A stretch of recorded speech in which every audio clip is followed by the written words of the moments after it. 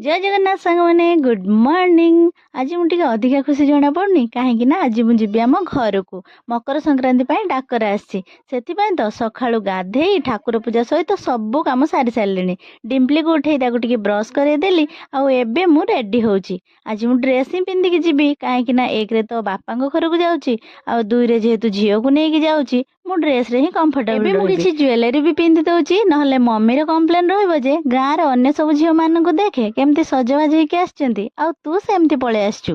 एबे मु completely ready हो गली तापर डिम्पली को भी रेडी करदेली आ ता बापा पछपटे रेडी होउथिले तापर आमे चललु। आज आमे जिबु बाइक रे रास्ता रे टिके गाड़ी रखिकी स्वामी चा पीले आमे पहुँचला बेलू बापा भी आसिकी पहुँची जाइथिले सेथिबाई स्वामी आम बाइक रु जिनस पत्र सब नेकी बापा बाइक रे बांधी देले आ तापर भेट हला अजे नातुणीकर से दी जण भेटा भेटी होला परे किछि समय टिके गल्प आलाप कले आ तापर आमे चलिलु। बापांकर ब्लॉक रे टिके काम थिला बोली सेठी टिके रही गलु आ तापर बण जंगल पार हेकी चलिलु आमर गाँ अभिमुखे।